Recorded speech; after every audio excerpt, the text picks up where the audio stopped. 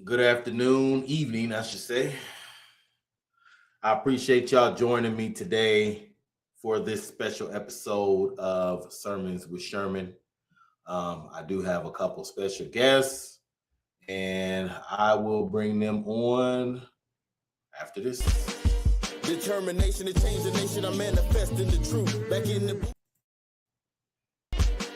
Determination to change the nation, I'm manifesting the truth. Back in the booth to give you the messages that's been channeling right through me. No, I'm not Jesus, although my spirit is great. I'm eating my food without a plate, escaping this place through my meditations. New life begun when I reloaded the gun and realized where I was from was not too far from the sun. Like somewhere close by the moon. Now I'm connected like Zoom. On walks of life that ever lived, call me like out of the blue. So I just pass it to you, right through your speakers with clues. And if you choose to free your mind, then you will have all the tools. But I can't make you take it and shake it and mentally break yourself out. Cause freeing your mind without a doubt is something you have to try out. But once you see the light, your might, and all the power you've had, then you have reached the fifth dimension and you can brighten your path. But others who choose to follow the red pills, it's harder to swallow. Or you can wallow in your sorrows, feeling all empty and hollow. The only way you'll see the truth is if it's starting with you. So please stop lying to yourself, start being truthful to you. The only way you'll see the truth is if it's starting with you. So please stop lying to yourself, start being truthful to you, to you.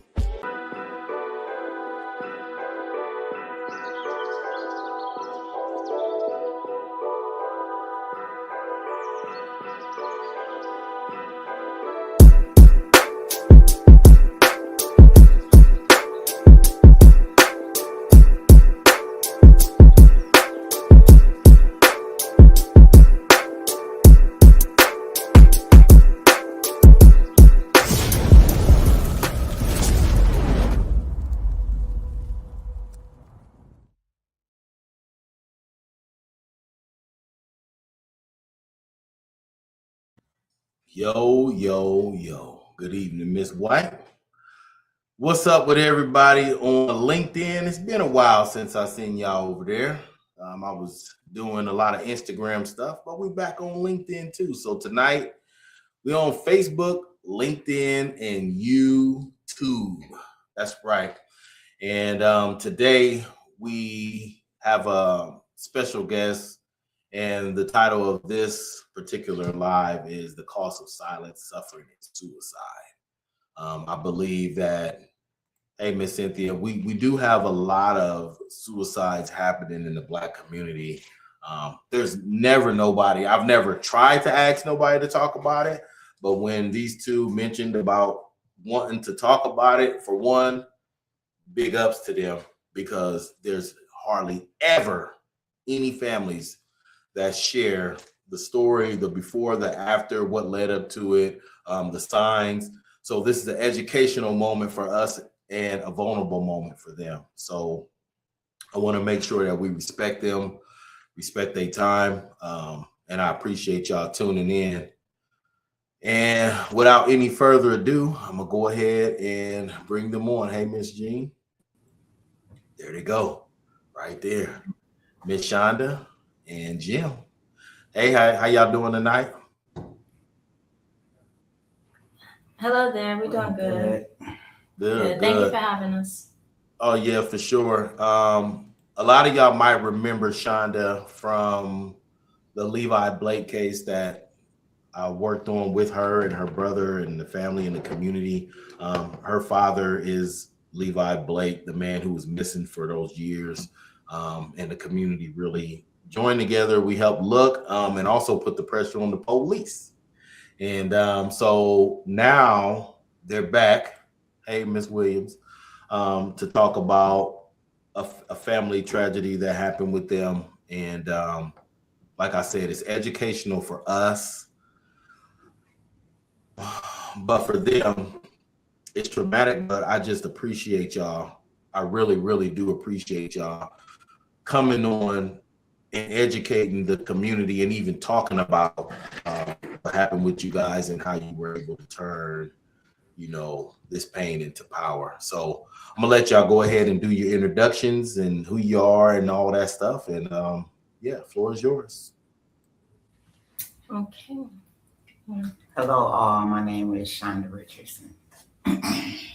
And hello, everyone. My name is Nali. As most know, that is my first name. I go by Jam, which is my middle. Thank y'all for tuning in and allowing us this platform again, Sherman. Thank you. Yep, for sure. And so what do you do, Jim, for work or like what is your profession? Well, I do a lot of things, mostly business management. I manage 3 different businesses right now. I have about 2 or 3 others that are in development. So, it's my passion, do business and help people. So that's what I do. That's right. Appreciate you. Hey, Michelle. Thank you. So yeah, y'all, that picture behind you, can you tell the people who that is behind y'all? This is my son. This is T-Sean. He committed suicide February 7th of this year. Mm, Um, 4 months ago. This so is fresh. definitely um, just something that's a very sensitive topic, for us both, just a very sensitive moment. Again, thank you for just being here with us as we express ourselves. Yeah. I want to talk about 3 S's today um, in the topic of what we're talking about. And that first S being suffering. Um, I just want to talk about a common thing that occurs within our community of us being estranged from our fathers. And that was something about my brother that really left a big hole for him. He was an amazing father, a very, very present father. But unfortunately, he himself did not have that direct contact with his father, although he had other father figures, my stepfather, my own father, different men in his life that really were able to lead him. Um, and, commonly when we have this, we try to fill that void in any way that we can. Sometimes some of us have a better setup than others, but other times, we try to fill that with, trying to belong into the wrong crowds or, turning to things that really don't benefit us. Right. So that, we experience with him, especially in his youth, really around the teen time. You want to say Mm, anything? Pretty much. But despite all that, my son, he always kept a positive attitude, you know. And he was a he was a comedian. That boy, he was so funny, you know. Like I said, in spite of, him wanting to have his dad in his life, and one thing I always told him, I said, you know, don't treat him any kind of way because of what he done. I said he wants to start having a relationship with you, start having it, but by then he had already made up his mind of what he, wanted, because he wasn't present there, and he just really didn't want a relationship with him because of the mm, situation. But you know, that's one thing I always told him when he told me his girlfriend was pregnant with his first child. He was 17. mm, Um, and I told him, I said, always do better than what hurts you. So mm. my son, he loved he loved his kids. Yeah. What kind Yeah. of kid was he growing up, like raising him, and like what kind of brother was he to you, Nali? Mhm. Um. Oh, well, he asked what kind of brother he was. Well, okay. Annoying, extremely annoying, but Good in the brother. That's a good brother right there. best, in the best possible way. His little toes used to always cross over. I used to crack on him all the time. had the jokes for days, you know. You said that monkey feet. Yes, I definitely did when he was a baby. um, just lots of love, you know. I used to always just smack in the back of the head, you know. Just we had a good time growing up together, you know. You know, I just remember this one incident when he was around. He was around 2.5, maybe 3. And we was at my mom's house. My mom was in the kitchen cooking, and I was sitting down on the couch doing her hair. And he was standing there, and I forget something that happened. He had said something, and she started laughing. And he looked at her, and he was like, and then he looked at me. He was like, "Mom, my gun laughing at me." And, you know, we just started laughing harder because he was saying good, but he was talking about his sister. And he was like, "My good laughing at me." And then she kept laughing. He gonna raise his hand up, talking about, "You mean that's punny?" And we all busted out. You know what I'm saying? So he was like a comedian from like early, you know. I think Can you hear me? Okay. Yeah, it was breaking up during that time. Say it again now. Oh, which part? Oh, just the part you said she was making fun of him and laughing at him. Yeah, he raised up his hand and said, "You mean that's punny?" That's the way he said, you mean that's punny? Instead of you think that's funny. And yeah. But yeah. And so how, like growing up, when you said he missed his father, did he express that to you a lot about wanting to be around his dad? At first, you know what I'm saying? And, you know, that's one thing that I always, you know, made sure I instilled in him because I wanted him to make his own decisions about that when he got older. So I wasn't the type that, even though I was a single mom, I wasn't the type to badmouth his dad to him. You know what I'm saying? I wasn't like, he ain't, you know what I'm saying, this and that, because at the end of the day, you know, I was part of that choice too. So I can't make him even any more at fault than myself, you know what I'm saying? Because I chose him. Yeah. And you know what? I talk about that all the time with fathers. And so I'm a full-time father, even though now all my children are grown and, you know, oldest is 30 something and the youngest is 26. But I can't imagine as a dad that I plant a seed for my duplication and then don't be there to watch it grow, to make sure it's protected, to influence the life that it's going to have, because that is my duplication for the future. And when I'm long gone, the way I raised that child is how my memory is carried on. And so, and my legacy, because they're still me, you know, when I'm gone, that's still a part of me. So I don't know, man. I have a hard time with that. And like, I really, to be honest, between us, well, I guess it ain't between us since we on the live, but I don't really have friends that don't take care of their children. What kind of friend can you be to me if you're not even a father or there for somebody that you created? It just don't make sense. So yeah, Miss Cynthia said your lady story sounds so familiar to me, and my son also committed suicide at the age of 15 in 1995. He also missed the presence of his dad. See that? That's what I'm talking about. Thank you for sharing that, Miss Cynthia. And so, fathers, if you listening to us right now, you are important in a young man and a young woman's life.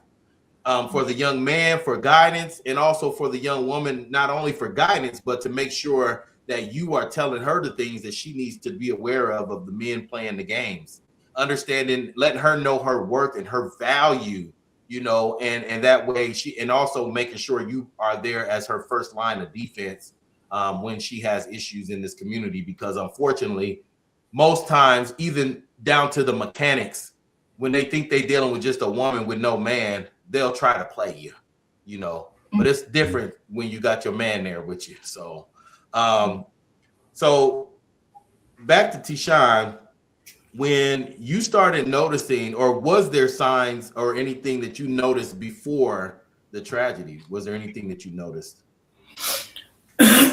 No, I had moved my son down here twice to Georgia with me since I've been gone. He went back the first time because, it was a transportation issue. Hold on, okay. There we go. You back now? Okay, go Okay. ahead. It was, he moved back the first time because it was a transportation issue. Plus, he wanted to be back with his kids. And similar to the second time, he wanted to be back with his kids, but he had told me he also met a young lady, and when my son went back to Omaha, he was happy, what I'm saying? And he told me all the plans he had about, him getting into this masonry program through his former probation officer. And what I'm saying, he had a place to stay and this and that. I was concerned about him going back because that's why I wanted him down here for him to experience something different. And Mhm. one thing, and I told him this before, and I don't understand why he just wouldn't absorb that. I was always telling him, I said, one thing, son, you can't be good for your children if you're not good for yourself. You need to get yourself together. Sometimes you have to be selfish in order to make stuff happen, That's right. you know. Right. But he wanted to go back for the sake of his children. So I told him, I said, well, I wish you the best of luck, you know what I'm saying? But even when he left, he was in the best of spirits, you know what I'm saying? Mm-hmm. And it was just within the past, I'm gonna say 3 years now, maybe close to three, About 2.5. 2.5 years. He had just his eyes. I used to look at him and I was like, son, who are you? You know what I'm saying? It was like some light just left him and he was going through stuff, you know. Yeah. I tried Yeah. to best I could. Yeah. Yeah. I That know. wasn't my baby. That wasn't my baby. That wasn't my baby. That wasn't. Mm.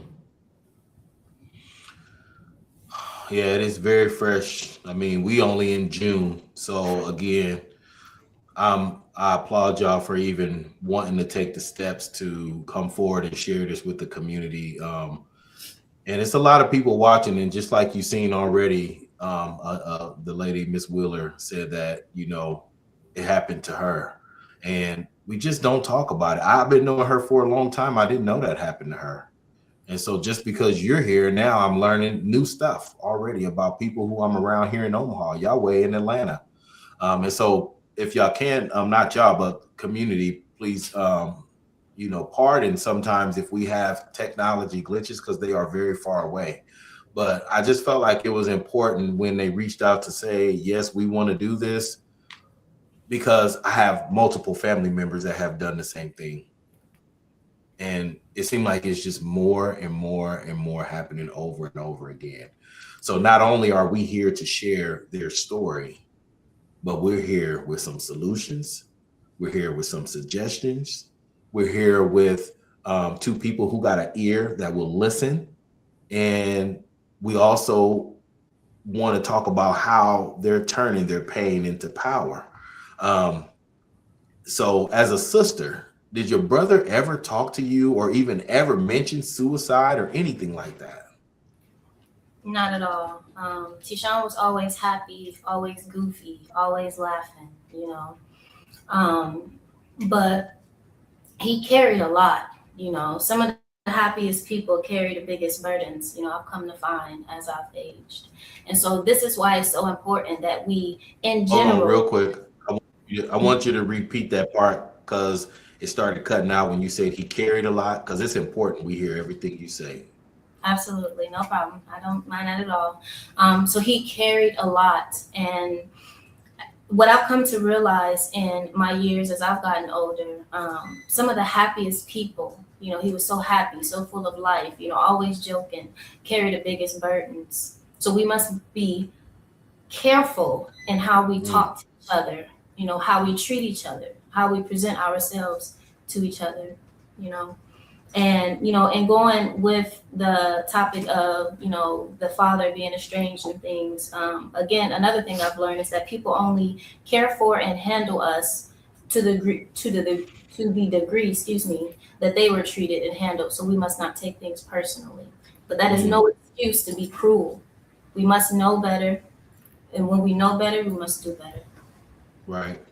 And it's crazy, Shonda, you was talking about how he wanted to be in his kid's life. We have a lot of fathers that don't want to be. And I was the father who wanted to be. And, I made the mistake of, one time when I was not allowed to be in my child's life, not thinking I drove my car through my baby mama's house to get to my child. That's how upset I was. And so I don't think sometimes people understand how important it is when you a man and you really love your seed, how much energy that takes from you when you can't be around them. Because for some of us, that's a purpose to live. It's a purpose to live. Like literally, I had my son at 19 and I was doing so much stuff, but when he was born, I cut it off because now I had a new purpose to live. So explain to us, or if you want to get into that detail of how he was going through this issue of not being able to see his child that drained him. Well, in that instance, I'm not going to say it wasn't the fact of the matter that he wasn't able to see his child, because he was able to see him. It was the point of him getting questioned over how he cared for the child. Like he's had little cousins before then. He's had nieces and nephews before then. 2 children. And he got 2 older children. There's no reason for you to question how he knows how to handle a child. My son don't mistreat children. He makes sure children are safe. Wow. Absolutely. Yeah. And Miss Penn just said that like suicide is one of the most silent killers in the Black community because so many are taught to be stronger than their emotions, especially Black men. Especially men. And on that topic, a lot of people look at men, oh, you got to be this brick house. You ain't supposed to have no feelings. You ain't supposed to. No. Men have feelings. And it matters that they are cared for, so that they don't have to be that. They already got to go out there and fight the world, so they shouldn't have to come home to war too. Ooh, girl, you better say that. We have to do better. And on the topic of that, along with my brother, going through the things that he was going through there and the instability of the environment that was provided for him, he already had, insecurities. We all have different insecurities. We all have, shortcomings. None of us are perfect, even though some of us try to pretend to be. None of us are perfect, okay? We all do the same thing, but we can all be better people, okay? That is what is important that we understand. So along with the environment that was created, again, with him hanging out with, other people when he was growing up as a teenager, he got into some things that he wasn't supposed to, got some things, and became, known, of course, for different things, especially in the police department and things like that. So it's kind of like a target on his back, which this narrative, it just repeats and repeats on our brothers and in our community. You don't, the father isn't there or is estranged, and then you turn to other men and you don't really have no guidance. And so then you lead yourself down, a path. But in that, I would say, even I had a bias about, the people that he was hanging around and, things like that. There were some people, yes, who mistreated him, who were supposed to be friends and, turn their back and all of those things. But in that time period too, he found so much family and so much love. And I know that, and I see that now. And I'm so grateful for everyone who covered my brother, who covers my brother. Beautiful. So the day or night that it happened, you still weren't seeing, or he wasn't communicating any signs or pre-warnings that it may have is going to happen or anything? You he had suicide attempts before then, but for me, you know, it always happened when a situation happened, if that makes sense. He was always and every time a situation happened, you know what I'm saying, to where his ego was diminished by words and actions, then he would do stuff. And, you know, like I said, my son was never the type of person to do remotely even do stuff like that to him. So, And when you say attempts, what was some of the vices, or what was he using, you think, to try to take his life? One time got a call, he was drinking bleach. Ooh. Another time he was going into the lake, Carter Lake. He had jumped out the car. Another time he had a knife. And another time he took pills, which a live video was made about a situation, and it was mentioned that he tried to commit suicide, which was nobody's fault to be advertising. I mean, nobody's business to be advertising. Wow. Wow. You know, like a teasing mechanism, like that's nothing to be joking about. Like, who does that? Right. You know, so, you know, when stuff like that started happening and opportunities start closing down, and, you know, he just started getting lower, you know, because, you know, in addition to, like Sherman said, I'm Levi Blake's daughter. In addition to that, my mother went into hospice at the end while my dad was still missing. My mom went into hospice at the end of March, and she didn't even last a month in hospice, and she passed the day after my birthday, you know, so.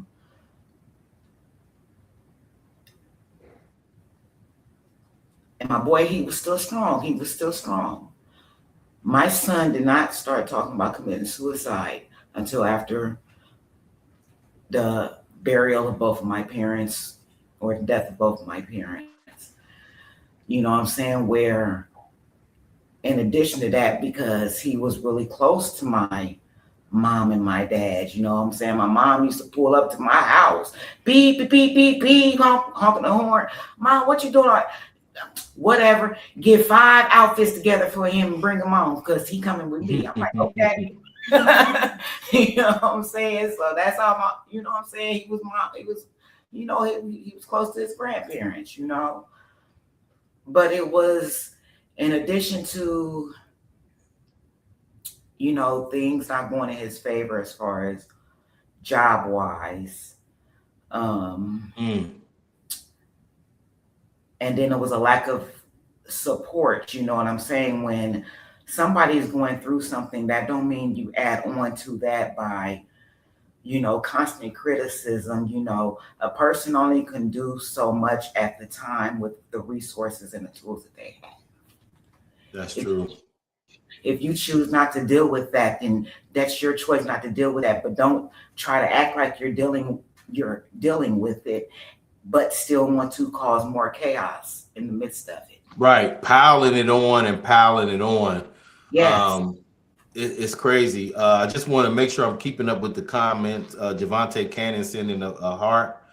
Jasmine White said a man's emotions are valid, which is just what you're talking about. So once he expressed he was having issues or things was bothering him, don't pile it on. Let's address it. Let's talk to it and work through it together. You know what I mean? Men are humans and they deserve to be seen and heard respectfully. You right, fam. It's true. Jasmine says she's keeping y'all lifted up. And Shamika, I like this right here. She said, we have to stop tearing each other down, even in play.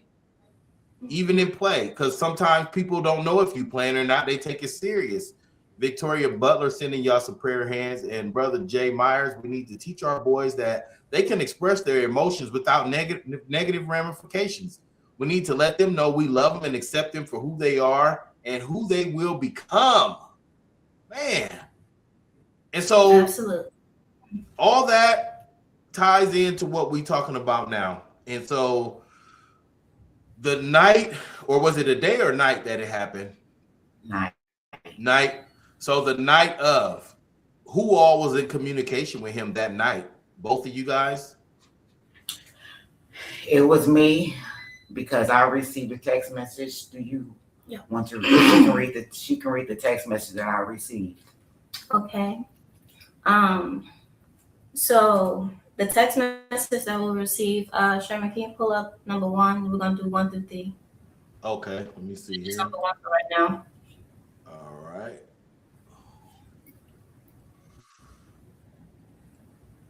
All right, let me see here. There we go. Got it pulled up. Okay. So as you can see here, this is from the text from the person who inflicted emotional harm on my brother. He finna go back to jail, they say. Go back to the first one. Okay.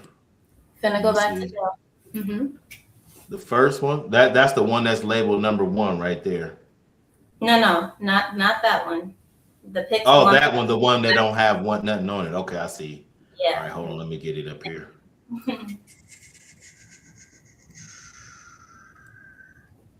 Okay, let me see.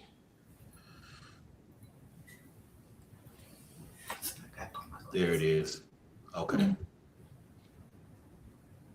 There it is right there. Okay. So this is a text, as I stated. First line, he finna go back to jail. This is my mother. Why in the blue? He's walking around the neighborhood with a gun to his head. And I'm pretty sure my neighbors, you can go to the next one, number. My neighbors called the police. I already left. I'm not having my child around that anymore.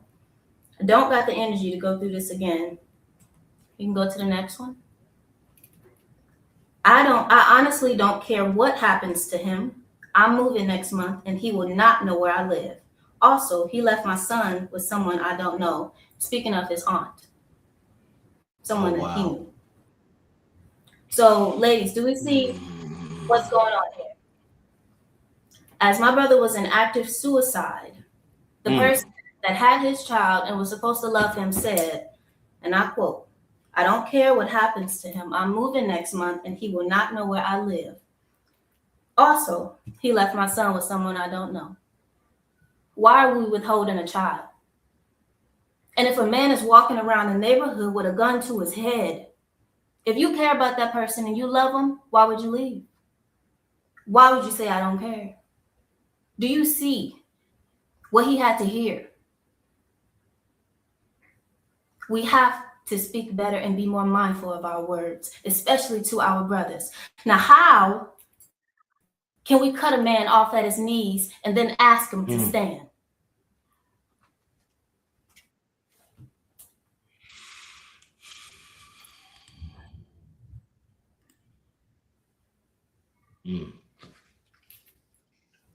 And you know the thing is, after she sent me that, I called my son on Messenger because I want to see his face. And then I called my sister on my other phone. You know what I'm saying? And I was telling him, I said, son, I said, get away from there. Get away from that house and go over Nisha's house. Mama, I'm tired. I'm just so tired. I'm tired of being a burden. I'm tired of feeling like everything I do is wrong. Like I told him, I said, I've told you, you don't let other people dictate what you have to do to better yourself. You have to be stronger than that. He said, Mom, I'm not as strong as other people. You know what I'm saying? I hung up with my sister. I called my nephew. We was on the phone with them. My husband, I was out on the porch. My husband was out there. We was all trying to talk to him. You know what I'm saying? My son, he had on the coat my little sister let him borrow because he didn't have a coat. I told him to go get a coat. I got him a work coat because he was working at the garbage company. Got it. He had my little sister's coat on. He had the gun up to his head. He, it was the butt. It was like this. And he was like, Mom, I'm going to do this. He was like, on Ida Louise Rose, which is my mama. And I said, Tishawn, please don't. He said, I'm just waiting to hear from my two oldest children. And he said, Mama, everybody I talked to tonight told me to do it. We're going to get into that. We're going to get into that later. I said, if somebody told you to do that, I said, I'm your mom. I said, I never want you to do that. You were stronger than it.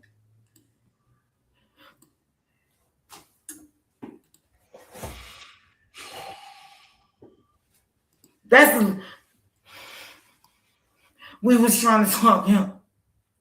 My nephew asked him, where are you? He said, Bubba. He said, no. He said, no, Mama, no, really. He said, anybody pull up, it's going to be sad because they're going to come to a bloody scene.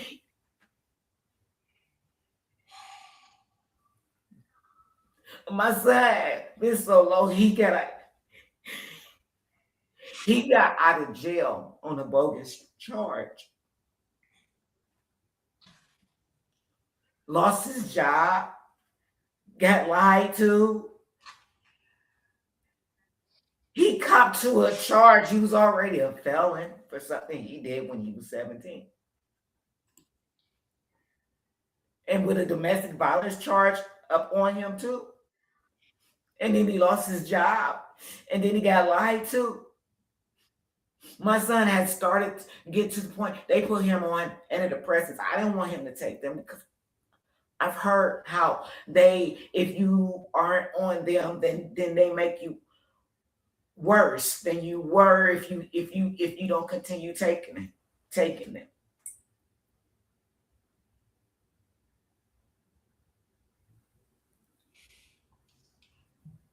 He wasn't on any meds that night. We got the toxicology report, the coroner's report. He didn't have none in his system, so he wasn't on his meds. So with everything that was coupled with what was going on, and your fatherhood is being questioned because you're going through something, and you was with your brother and some friends, and you got accused of leaving the child. That's his son. He's not going to let anything happen to his son. It don't matter.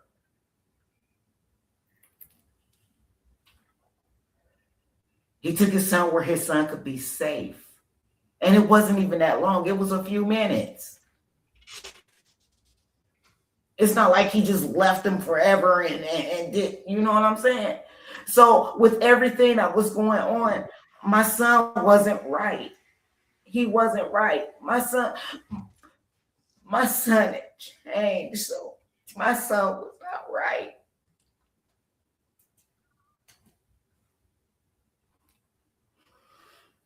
So my son was not right, man. He was not right. It was hard because I wanted to help him so bad. I was in the process of talking to his public defender, trying to get because he got out on probation. He was gonna be on probation for a year, but he didn't have nowhere to serve his probation at. And I was in the process of talking to his public defender to see if he can get his probation transferred down here. And that's one thing I regret. I said I should have told him. Maybe it would have changed something. But at the time, that night, even that night, it wasn't. I was just talking to him, trying to get him to do him that active situation. But I said I do regret not telling him that. Maybe it would have changed something. I said I was trying to get him down here so he could be out here with me. You know what I'm saying? Because he did ask when he was in jail, and he asked me. I was trying to get it. Right. I was trying to get it. I was trying to get him back Come here. Wow. I And wanted you know, surprise him. I wanted to surprise him. yeah. I should have told him. Okay.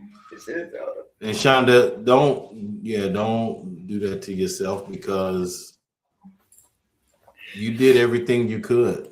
I mean, and for you to be able to talk to him that night, and you were still trying up until the last moment, you know,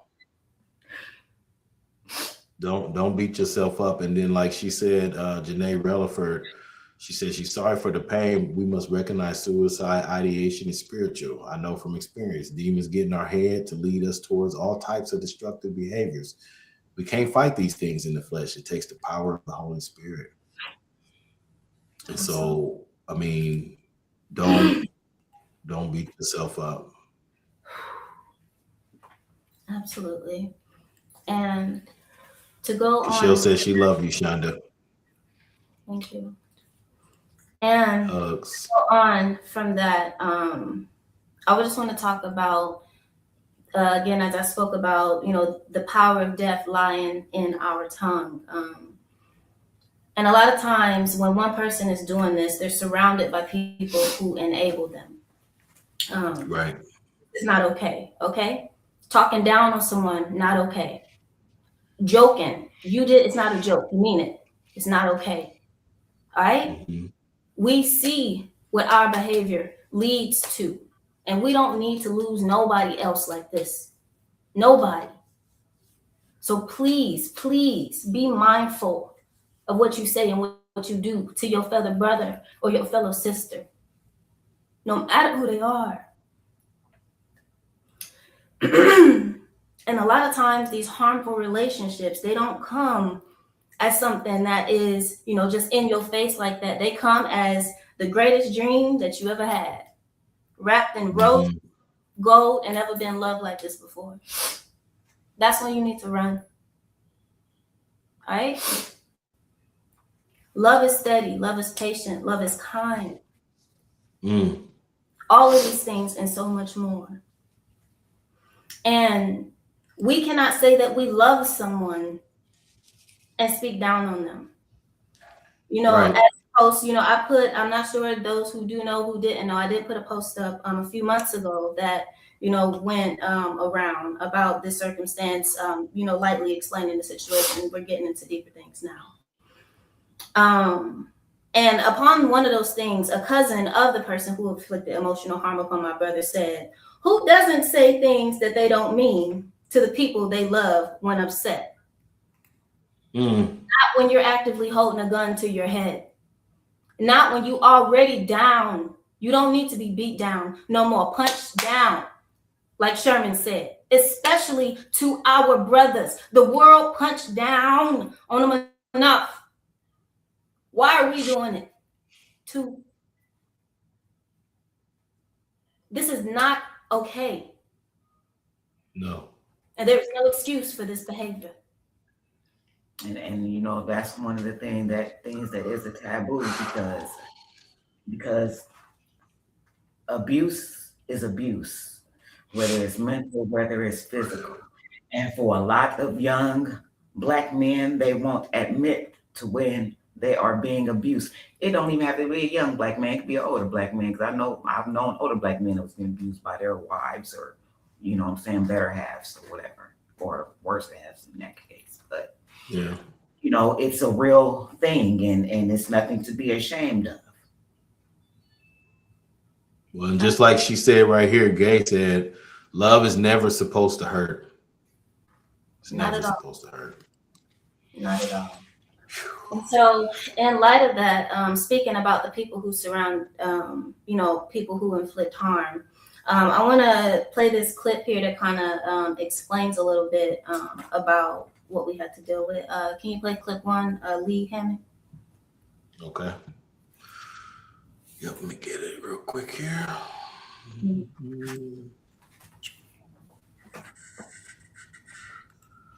Man. All right. Give me 1 second. Shonda, while I pull up this clip, Tell me how you've been doing, how you've been holding up, and like, because it's so fresh. And again, I appreciate y'all for even coming on today to talk about it because it is very fresh. Um, how have you been holding up yourself? I'm still getting there. I cry every day. I'm not gonna lie, I cry every day. My husband, he bought me some axes and he built me a target. I could throw me some axes to take off some aggression. You know what I'm saying? My husband, he hid my gun from me. He was like, I don't want no, he put his and mine up.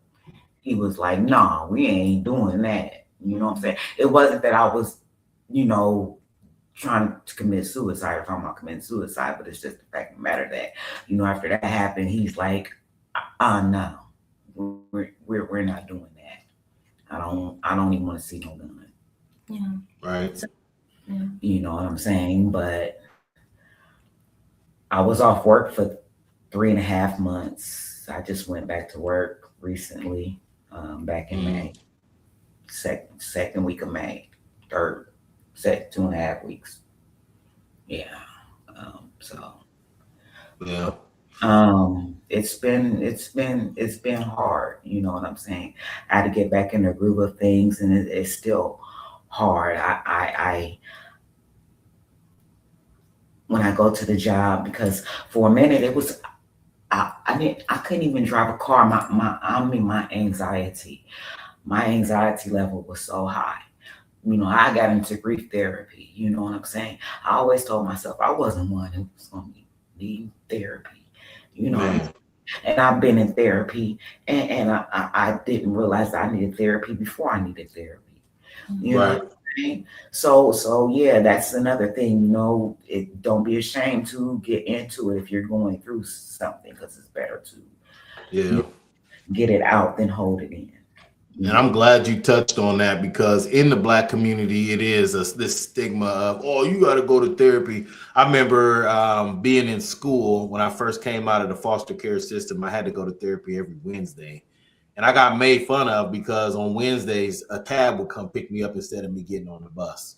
And everybody made fun of me for getting in the cab because they knew that was the day I was going to therapy.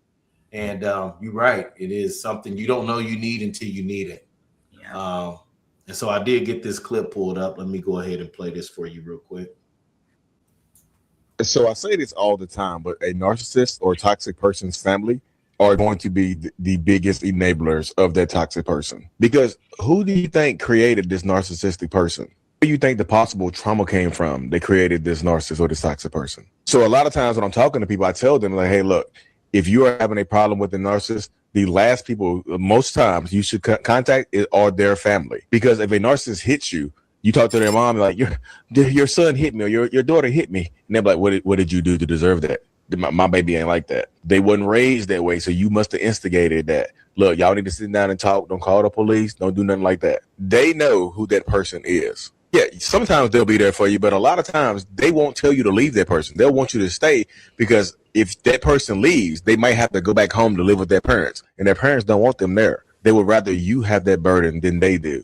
It's their family. Their family doesn't owe you any kind of loyalty. So remember that, y'all. So I say this.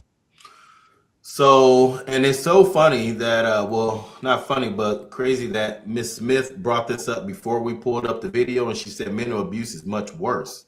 We need to accept that. We need other people besides family to talk to because family sometimes don't even understand. And it can be a two-edged sword to the situation.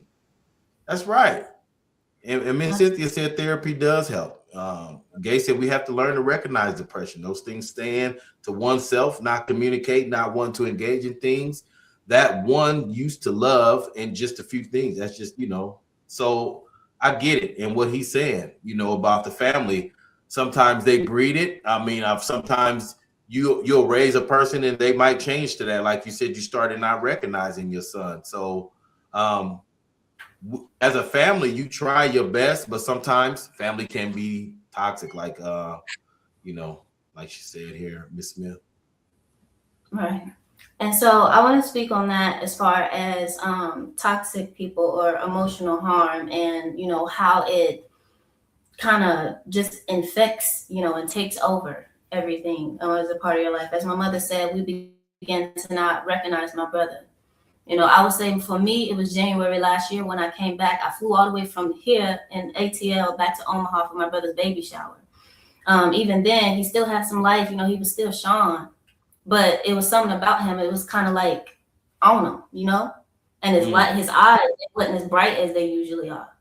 Okay, so they mentioned in that clip narcissism again, emotional harm or toxic individuals, which by definition, if you don't know, is a personality trait that is every day characterized by an excessive preoccupation with oneself, a strong sense of entitlement, an ongoing need for an admiration, rooted in the Greek myth of Narcissus who fell in love with his own reflection. So if you didn't know, that's what that is. And if you have any people in your life who are extremely self-centered, always surrounded by chaos, something always going wrong with them, you need to take a look at that person. Here, that person, not the people that they say pointing the fingers at is the issue. That person. These type of people provoke you by saying things, especially if you go and you share something that matters to you or that is deep to you. They use that against you. They destabilize you emotionally over and over again, saying whatever they need to get you out of your character. Because if you get out of your character, then they look calm. In clip 2, as he pulls it up, you don't have to deal with that. Sherman, clip 2, did you hear me? Okay, let me pull it up. Yeah, thank you. And Mr. Meyer said, I've been in therapy for 3 years, and I should have done it 20 years ago. So I think, again, don't be ashamed if you feel like you need therapy, for real. For me, it was important. It was part of helping me get through the childhood stuff that I went through.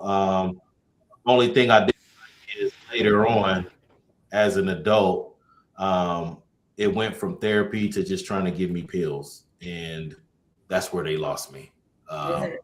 Because the side effects to those medications were crazy.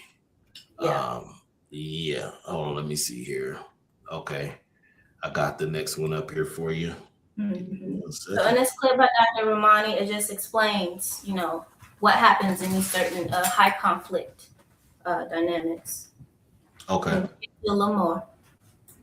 So let's say you're crying in front of the narcissistic person because you found out that they had an affair or they'd have an inappropriate relationship, right? And they did what they wanted to do because it felt good at the time to get their supply and validation, but now it's got them in a bit of hot water. So somebody crying at a time like that, they don't get power from that. They feel shame because they're the reason that person is crying.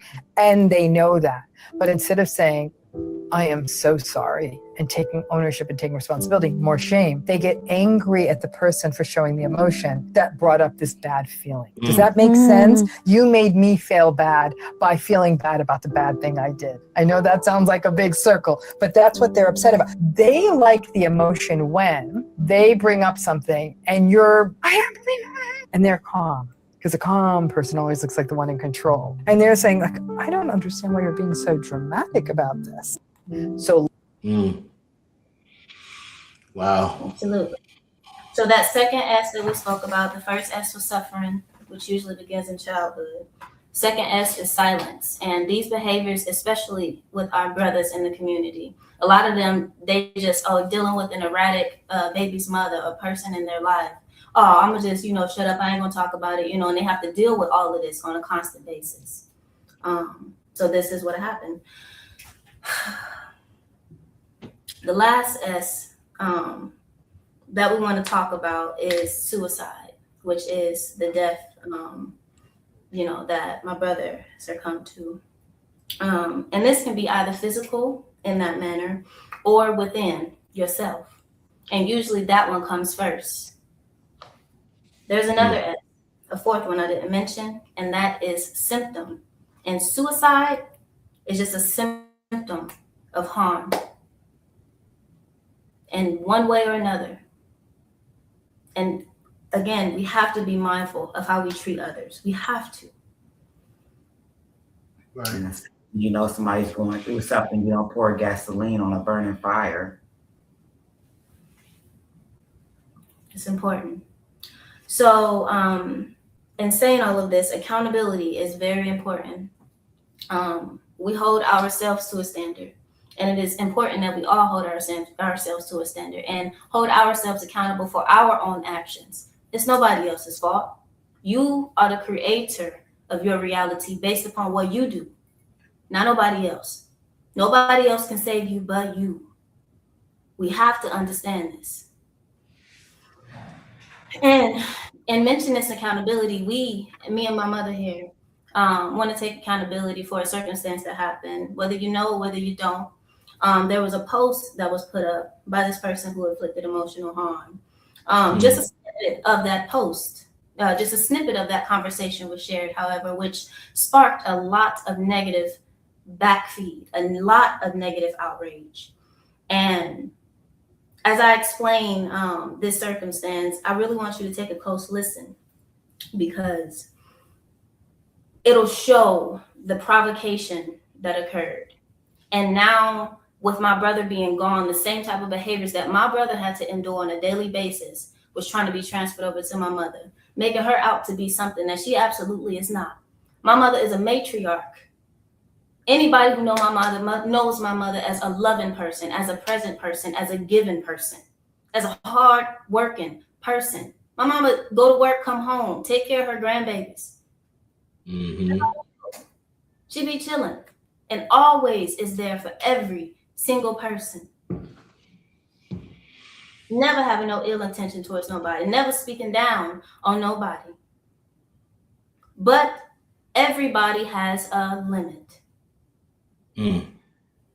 We have to be mindful of our limits to prevent our dysregulation. And in these circumstances that occurred with that text message that was shared, that snippet of a text message that was shared, that is what occurred. That is not an indication of my mother's character. And again, I will stand up for my mother, and I will stand up for my brother. And they will not be silenced. That's that second S that we talked about. Let's go to the 3 through 14. So the one that has the 1 on it, that's the one that you were trying to show the first time, Sherman. Okay, hold on one second here. Let's see, because I can't hear you. It's kind of choppy. You said go to the third clip. Yep. So pick 3. Hold There on was one the one second. that had the 1 on it. Mm-hmm. Pick 3. Yeah, it had the 1 at the top. Now we're getting into them. That's the last one.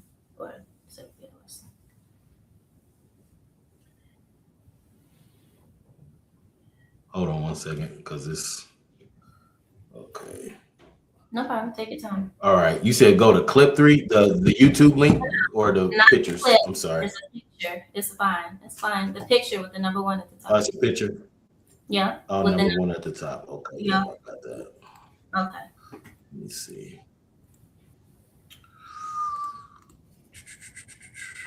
Got it. So I do have all of these in order.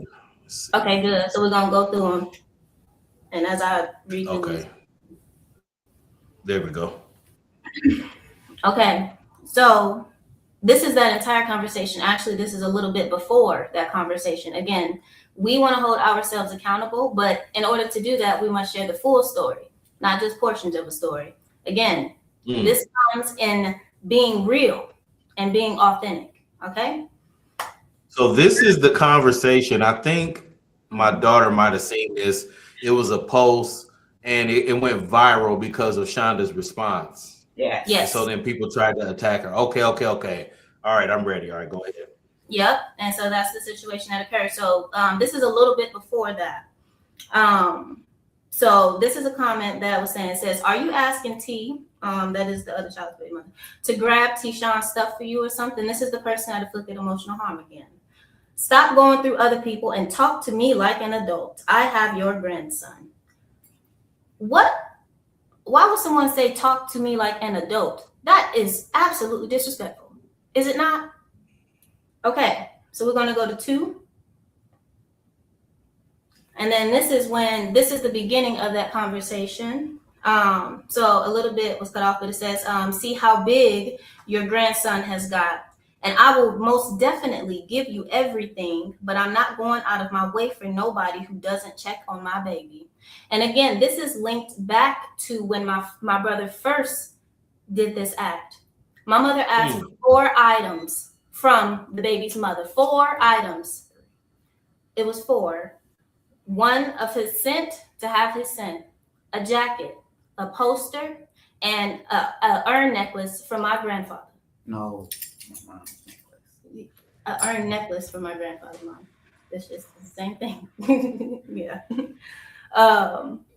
So again, these 4 items were asked for, and that is all that was wanted. Everything else could have been kept. Okay? We want to make that completely clear. We never withheld anything. Again, I will give you everything, but I'm not going out of my way for nobody that doesn't check on my baby. Can you go to 3? Yep. My mother calmly states, I'll be there soon. Can you prepare to get my son's things together, please? Number 4.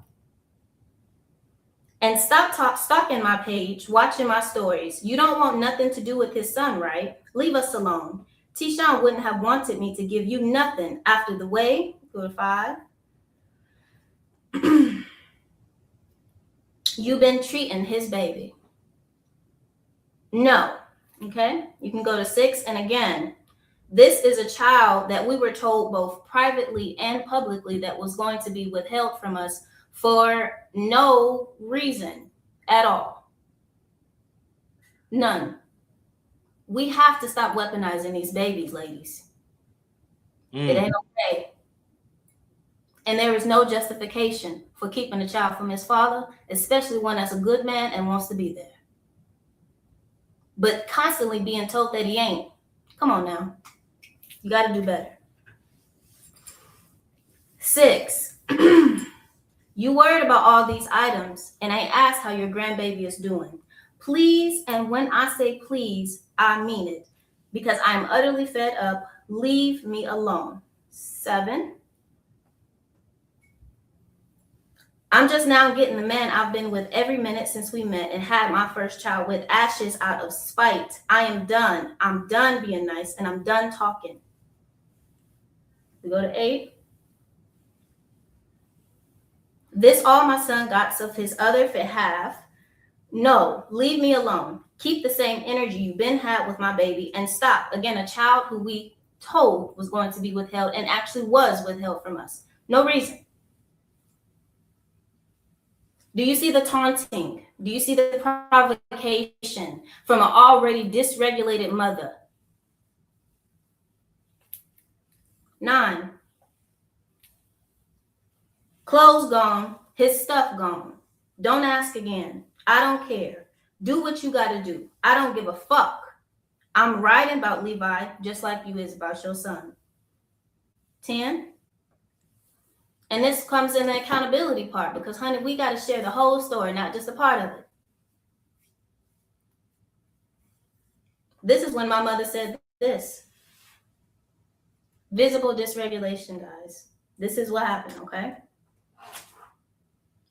Then that comment, you're sick, you see that, okay? 11, and we got one more after that. Actually, go to 12. Or nope, it might just be 11. Yep, so that's the end. Okay, so that entire circumstance was already dysregulated for my mother. And again, it is still— And the only part that went viral, or the only part she shared, was about saying that's why you got ashes from the fireplace. Yeah. And that, so just so the viewers know, when she said that, when Shonda said that, this is what was posted, and then that's what went viral. Okay. And And I do want to say right here, First Guy Omaha chimed in. They said, I'm so tired of the disrespect and lack of grace from people. I'm so sorry for this young man. I'm so sorry y'all have to do this after everything that has happened through all this pain. Is heartbreaking and infuriating. Man. And I didn't think I was going to be over here crying today, but just listening to this story as a man, that stuff hurt. Like, I can only imagine how he was feeling. That hurt. I don't care if he outside with a gun to his head. What? This is the father of your child. I do care, whether y'all two in love or not. Did you come? I just fixed it. So I can't hear you. Can you hear me? Yeah. Can you hear me? Just comment on that thread. No, don't get to that. You can't hear me no more? Can you hear me? Is the speaker on? Can you hear me? Yep. Yeah, I can hear you. Okay, I can't hear you. You can't? Oh, yeah, I still have my sound. Let's And try apologies to. for No, it's good. Let me text you here. I don't think we can hear you right. Probably close it and come back. Let me see. So if you can get to it. Go to Facebook.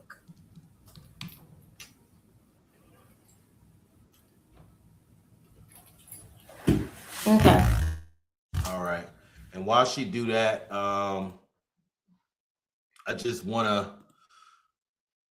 to dive into what First Guy said. The disrespect and lack of grace from people. Like, how do you have that much disrespect and no care that this person that you have a child with is outside and has a gun to their head threatening to take their own life, with his mother on the phone trying to talk him out of it, and you just leave and say, I don't care what happened to him. I don't know the girl, so I'm not judging nobody, but what Paul or whoever this is on First Guy said, the lack of grace. Where's the care for humans? The grace for somebody who you share a child with? Where's that at? And I bet now there's regrets after the fact.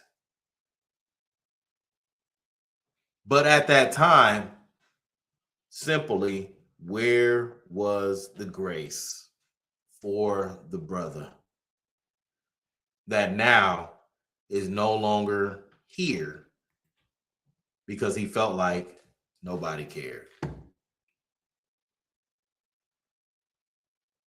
And like his sister said, I think that's what really got to me, is because as Black men, I feel like we do suffer in silence because we don't sit up and complain or talk about what we're going through. We don't. We just keep it in. And for me, and I think most men, we keep it in because there's a certain, we don't want to look like we weak or we're soft. He said, yes, Paul, like Andre 3000 said, we're all just babies in my view. We need to treat each other like we are all babies with care and love because it's ridiculous. Yes. Okay, can you hear me now? Still waiting to hear you. You said you can? Hello? Yeah, I can hear you. Yeah, I can hear you And now. the people can hear you. Okay, good. Okay, Good. all right. Thank you. Okay, so what was the last thing that you said, Sherman? I'm sorry, we missed it. Oh, no, we was just, while y'all were gone, we were just talking about the grace that was needed for Tishan. Like, if he's out there with this gun to his head, why leave? Why say you don't care? This still is a person who share your child. Your child is going to miss his presence in your life. It was just very selfish, and it goes back to what Paul was saying, though, the disrespect and lack of grace from people. We need that back. Love all the time. We got to be able to show each other love. Where's the love? And then, like I said, black men, but not only just black men, black women. I seen a video where a black woman was at a gas station and got into an argument with a white dude, and just because she was there by herself, this dude took off a woman. What happened to humans caring? What happened to protecting the men, the women and the children? And then, like you said, a man, when we start expressing our feelings, we shouldn't have to feel like we gotta hide it, or we can't say what we feel, and then it just be shot down as, oh, man up, you're all right, shut up. Yeah. Absolutely. Not okay. None of it is okay. Wow, she said he was mentally being murdered. That led to suicide. Yes. And we won't, again, put it all on one person. That is not absolutely never what we said. Again, he had insecurities. No. He had other instabilities, job instability, housing instability. All of these play on your mental. So again, that's why we must handle each other with grace. Please, with grace. And what I want to explain in this next set of screenshots, can you go to the ones that say, I sent it as it's the next two? You just said, and a lot of times, like I said, leading up to what I stated earlier, and having a system of people around you who support you, and call it loyalty. Of course, a lot of times this is blind loyalty, but sometimes people be egging people on for real too. They know who that person is, and they know what they're doing or what they're capable of. So if your brother is doing something, or if your sister is doing something that's out of pocket, say something. Yeah. Step up and do something, so that we all don't create more trauma for ourselves and for each other. We got enough in the community. Which one are you looking for? Is it the one where she's starting off being super disrespectful? Yes. The spit. Okay. It's the last two clip. Yep. Yeah. All right, hold on. And I'm offering these as examples as well, everyone. So you can see it in real time of what these things look like. So if you see this in your life, please know that this is what you're dealing with. So in this next one, in addition to that portion of a clip that was shared, my mother was sent this inbox by the person's sister. I'll spit on you and your daughter, B-I-T-C-H, and expose your son and your whole family. Then my mother responded, bring it on, Michael Jackson. You know, pissy pants, okay? Then we're going to go to the next one. That's the last one. Okay, I'll spit in your face, literally. You dirty. Ashes from the fireplace, you sick, stinky. F you. Cursed. That's why your sons are gone. You're cursed. Who says that to a mother that just lost their child, lost another child in 2007? This is abhorrent. Abhorrent. Ooh, Lord. We must do better in how we speak. We must be better, folks. And I like what Javante Cannon just posted. He said 80% of males' deaths are ruled from suicide. 1,400 men die from suicide every single day. That's one man every minute. It's things like this is to why these things are overlooked. And Michelle said, I think she could have helped in the situation instead of leaving. I get it. Yeah. Absolutely. Ooh, man, Javante, that is some crazy, crazy numbers right there, bro. Man. Phew. Power in our tongue. Never said shameful. Power. Okay? So that there is called reactives. That's a reaction. And people who are toxic, they emotionally provoke you to get a reaction, like I said earlier, so that it covers their tail. So they look like the calm one. They look like the one that's not inflicting the harm. So in these last two clips, just a couple seconds, can you go to the one that say 3? It's the one that was the first one that you played that we tested, the dude looking. Okay. And you said it say 3? Yeah, it's clip 3. Yep, I see it here. All right. All right, here we go.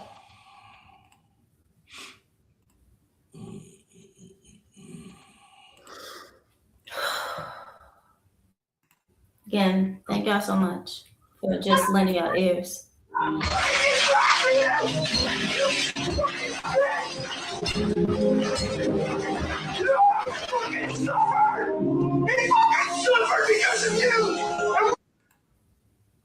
then we're gonna go to the last one. Just follow it on through, and this explains exactly what I'm talking about. It explains it better. Oops, let me see. All right, here's the last one here.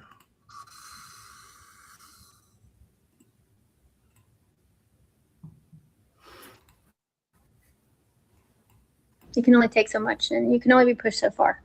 You get poked enough and you're going to react. You get pushed enough and you're going to respond. And when you do, you'll be framed as the abusive one. A narcissist will rely on reactive abuse. It's a game of blame shifting. And they're so good at it that they can convince you that you are abusive because you're acting out of character. They'll tell you and others that you're unstable, struggling with mental health. Or they'll try to convince you and the world that you are a narcissist. Because what they do is behind the scenes, and how you respond is out in the open. And the longer this blame shifting goes on, the more likely you are to believe it. Now, that out of character reaction will be used against us, even years later. And a person with normal empathy levels will start to feel guilty, and they'll start to feel shameful, and you'll start to take responsibility.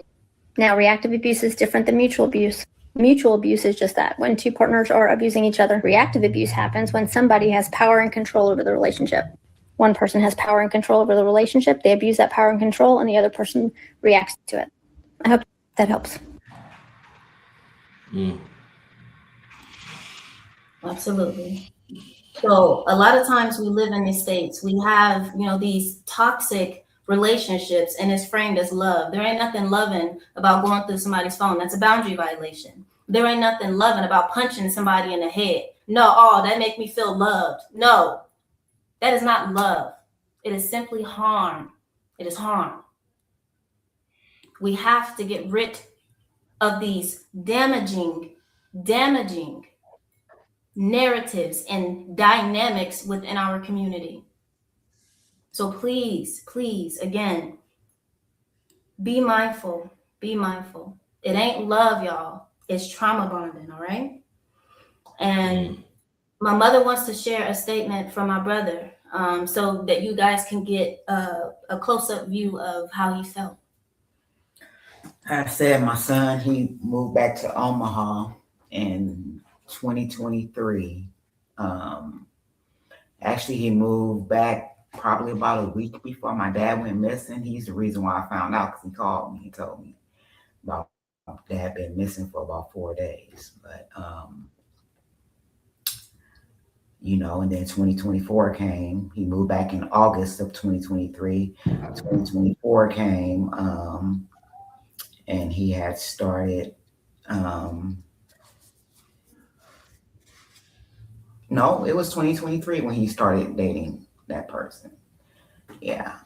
And so my dad was still missing during that time. And, then my mom went to hospice. But like I said, my son, he didn't. And this occurred in, like I said, dad went missing August 2023. My mom passed away in April 2024. My son was cool up until then. He didn't start talking about suicide until December 28, 2024. He sent me a text message, 12:45 p.m. I'm tired. He said, "Why are you tired?" Not enough. I'm never doing enough. It's always something. I'll really be better off dead. I said, "Stop talking like that. I already told you what you need to do," which I was telling him, you need to work on getting yourself together, getting your place, getting things together for yourself, and stop depending on people for your sanity and your well-being. He said, "I'm for real. I don't think I can do this no more. Tired of trying to be strong and hold on. And I can get more done on my own. And I'll be better off alone. But if I'm having a kid with somebody, I want to try to make it work. But it's not SMH. I'm tired of every day I'm a problem or I'm doing something wrong. Do you know that we really be getting into it because I don't like to cuddle all night, every night? Like it's stuff like that. Then what I share on Facebook, but she share whatever and I don't say nothing. I don't even be caring for real because it's just social media. Then it be bills and stuff. I'm not helping out enough. I'll literally give her my whole checks, and that ain't enough. Like, it's crazy. I'll go to work just to not be able to spend my own money. She gets mad when I buy stuff. Like yesterday, I went to go get some trees, and she gonna say, "So you about to go spend your money and not help me with nothing?" Like, bro, I'm the one that worked for this. If I want to go buy me something, I am and still gonna help out. I can't even save no money because every time I get paid, got to use it for something here. Like I get paid weekly now, every other week. She's a bartender, come home with tips every day and tips on her check. And then she trying to compare me and her, like, no. And she complain about money, but I get mad when I'm trying to hustle. I'm not finna keep working 2 jobs. This is what our brothers go through. None of this behavior is okay. Again, they said, yes, they get tired of being strong. The strong get tired of being strong sometimes. Yeah. Whew, man. And when we see our family members going through something, man, reach out a hand. Open up your home. Even if they can't stay too long, go in there, wash them dishes, take out that trash, and you better have your job by next week. But still open up your home to your family. Stop being selfish. Stop being individual. It take a community. It take a community, y'all. It really does. So she also, Jim put together some stuff that I'm gonna share with y'all in the event page, and I'm gonna also share it on my social media page, which is the manipulation cycle, understanding gaslighting, and signs of psychological abuse. But I also wanted you to have a chance to briefly talk about, or are you the healing circle that you sent me? Can I share that? Okay, give me a second here. Mm-hmm.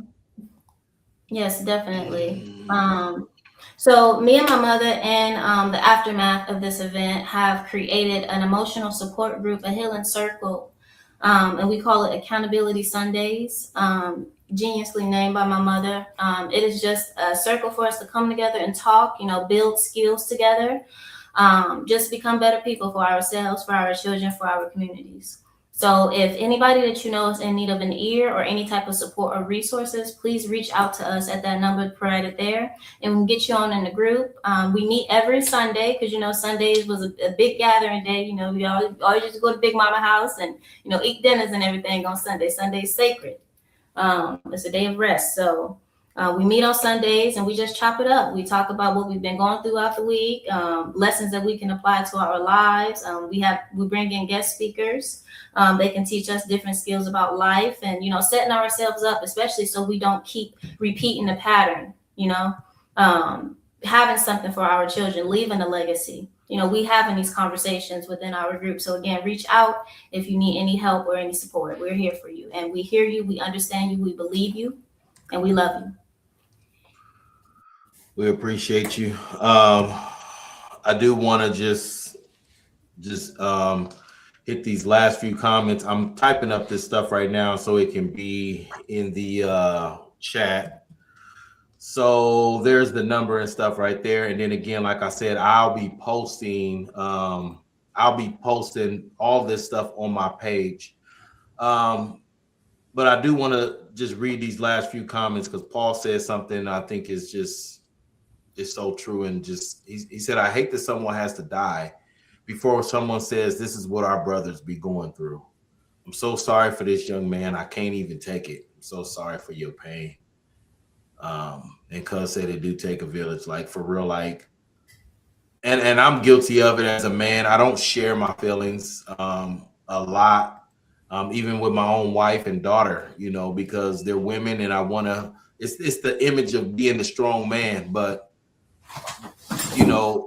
she's never made me feel like I couldn't share. It was just something I naturally had to grow out of. And then, I share now more than ever what I used to, but I just didn't do it before. And so I think out of all this, brothers, if you feel like you're going through something, please share it.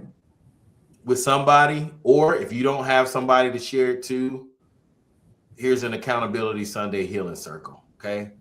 And just so y'all know, here in Omaha in person, Beyond the Stigma meets every last Saturday at Assembly of the Saints from 3 to 5. And it's a circle of men that come together every last Saturday in Omaha, right at Assembly of the Saints. We have a private time to talk. It was started by my cousin, Johnny No Good, Devontae Abram, and he's been running this thing for a minute. And I'm making it a point to go not only to see what I can get from the group, but what I can give to the group. Because again, it's men in there, young men, they talk about relationships, all kind of stuff that us men go through. And we have a place that we can talk amongst ourselves. And now they have this place. If you need somebody just to talk to, please use these resources, okay? Please use these resources, because we want to make sure, like Paul said, we don't want it to take for someone to pass before we start talking about this is what we go through, because we're going through it every day, all day. And like those statistics that the brother shared earlier, I mean, yeah, we're going through it daily. And Tishan should still be here with us right now. I remember he rode with me from Levi's funeral, him and the baby in the convertible. He was so happy. It was a sad day, but he was happy to be in the car, and we had a brief conversation. Handsome young man, smart young man. And like Paul said, it just breaks you down, you know, as a man, because we go through this and we suffer in silence, and it's a cost that comes with that suffering in silence. So I want to give y'all the stage to say some final words before you head out. If you still in the chat, I know it's some people that's in there that's watching. I see I got a lot of viewers, but some people is not clicked in to see, so they be counted. But show them some love. Send any information you need, any kind of messages you want to send to them while they live. But I want to give y'all a chance to give the audience some final thoughts and words for each one of y'all. Well, in addition to that, my husband and I have been working on, we actually started a company beginning of last year, but on our time off work, to just have healing time. We've been on some endeavors of our own, and we branched out 3 different clothing lines from our company, which we will be launching soon. My niece is finishing up our website as we speak, so that'll be coming real soon and be advertised. Mm-hmm. Yeah. The last words that I have to say, healing is necessary. Love is necessary. It's the strongest force on earth, even more so than hate. So please, let's love each other. Please, let's be a light to each other. Let's grow together. Okay, none of us are perfect. Please stop pretending that you are. Please stop pretending that it's okay. If somebody say what's going on with you, don't say I'm okay. Say what it is, especially in a loving place and in a safe place. And if you don't have that place, you do now. We want you to know that you are special. Whoever is watching this, whoever sees this, you are special. You are not only matter, but you matter, okay? And thank you for allowing us this platform again, Sherman, so much. And thank you for allowing your ears. And we hope that this message is well received. And that's it. All right. And again, I want to applaud y'all for coming on, talking about this. It's so fresh, so new. And I've never had a family that ever reached out about wanting to talk about suicide. But like we said at the beginning, it's affecting us so much in our community. And nobody talks about it. The signs, the nothing, what led up to it, nothing. So we just all left to guess. Then you get criticized for saying, well, how or what happened. But it is good to know, because then if you have somebody going through that, you hear the signs from them, jump on it. Yeah. Don't wait. Yeah. Get them some help. or start popping up on them. Be there for them. Talk to them. Be your ear. Don't compare your stories. Just listen. Yeah. Sometimes we just need you to listen. Yeah. Yeah. Okay? Yeah. And I just want to make sure that the audience, man, y'all make sure y'all send all kind of love and prayers for them, because again, this was tough. I mean, I didn't think I was gonna drop the few tears that I dropped. It's just thinking about him and thinking about, when she started talking about the stuff and what he was saying he was going through. Like Paul said, man, it shouldn't take for him to leave before we finally expose what men be going through in our thoughts. Okay. So we love y'all. I'll go ahead. But one thing I want to add on, and it's also sad that, before it happened, he was everything that he wasn't according to that person. But as soon as he passed, he became this savior and great father. And I'm like, that is so sad.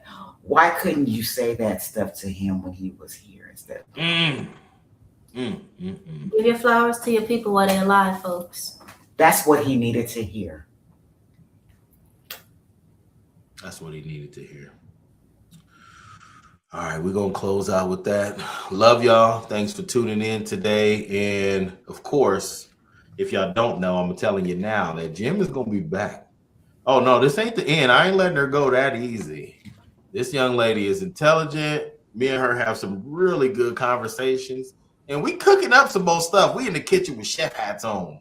And we cooking up some stuff. So be on the lookout for some stuff in the future. And again, I'm going to post all the stuff that she shared with us today for y'all. And yeah, we out. Peace, y'all. Thank you. Gratitude. Gratitude.